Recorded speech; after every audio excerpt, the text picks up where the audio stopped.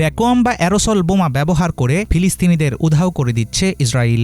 গাজাবাসীকে এমনভাবে হত্যা করা হচ্ছে যে দেয়ালে রক্তের চিহ্ন, মেঝেতে পোড়া মাংসের টুকরো কিংবা ধূসর ছাই ছাড়া কিছুই মিলছে না। একটি অনুসন্ধানী প্রতিবেদনে প্রভাবশালী গণমাধ্যম আল জাজিরা দাবি করেছে, ইসরায়েলি হামলায় বাষ্পীভূত হয়ে গেছেন হাজার হাজার ফিলিস্তিনি। ফুটন্ত গরম পানির জন্য লাগে মাত্র 100 ডিগ্রি সেলসিয়াস তাপমাত্রা, অথচ ইসরায়েলের ব্যবহার করা বোমা থেকে উৎপন্ন হয় 3500 ডিগ্রি সেলসিয়াসের বেশি তাপ।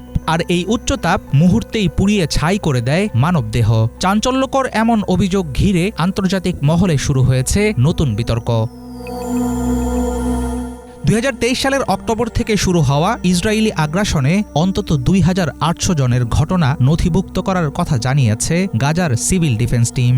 তাদের দাবি, এসব ক্ষেত্রে বাড়িতে নির্দিষ্ট সংখ্যক মানুষ থাকার তথ্য মিলছে ঠিকই, কিন্তু ধ্বংসস্তূপ থেকে সব দেহ উদ্ধার করা সম্ভব হয়নি। যেমন পরিবারের সদস্যরা বলছেন 5 জন ভেতরে ছিলেন, কিন্তু উদ্ধার হয়েছে 3টি দেহ। দীর্ঘ অনুসন্ধানের পর দেয়ালে রক্তের চিহ্ন বা ছোট চামড়ার টুকরো পাওয়া গেলে তাদেরকে তালিকাভুক্ত করা হচ্ছে বাষ্পীভূত হিসেবে।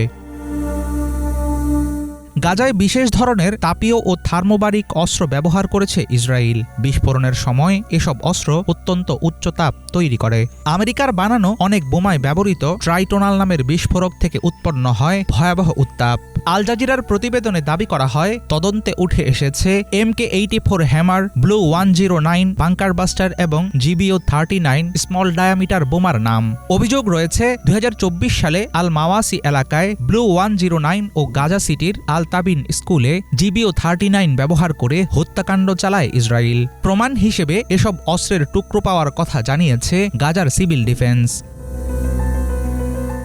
মানুষের দেহ পুরোপুরি উধাও হয়ে যাওয়া আক্ষরিক অর্থে অসম্ভব মনে হয়। এক্ষেত্রে গাজার সিভিল ডিফেন্স ইভাপোরেটেড বা বাষ্পীভূত শব্দটি ব্যবহার করেছে উদ্ধার অযোগ্য অবস্থা বোঝাতে। গাজার স্বাস্থ্য মন্ত্রণালয়ের এক শীর্ষ কর্মকর্তা জানান, মানুষের দেহের প্রায় 80% পানি। চরম তাপের মুখে পড়লে রসায়নের নিয়ম অনুযায়ী দেহ পুড়ে ছাই হয়ে যেতে পারে। অন্যদিকে আন্তর্জাতিক তদন্ত কমিটি গঠনের দাবি জানিয়েছে গাজার স্বাধীনতাকামী সশস্ত্র গোষ্ঠী। তাদের অভিযোগ, নিষিদ্ধ অস্ত্র ব্যবহার করে বেসামরিক মানুষকে লক্ষ্যবস্তু বানিয়েছে ইসরায়েল। 2023 সালের অক্টোবর থেকে গাজায় ইসরায়েলি গণহত্যার শিকার হয়েছে 72,000-এর বেশি মানুষ। মাটির সাথে মিশে গেছে স্থানীয় অবকাঠামোর প্রায় 90%। পুরো অঞ্চল পরিণত হয়েছে ধ্বংসস্তূপে। তাপীয় অস্ত্র ব্যবহার নিয়ে নতুন অনুসন্ধান থেকে প্রশ্ন উঠেছে, গাজাবাসীকে সম্পূর্ণ উধাও করে দেওয়ার উদ্দেশ্যেই কি ভয়ঙ্কর এসব অস্ত্র ব্যবহার করেছে ইসরায়েল? এর বিরুদ্ধে নেওয়া হবে কি কোনো রকম শাস্তিমূলক পদক্ষেপ?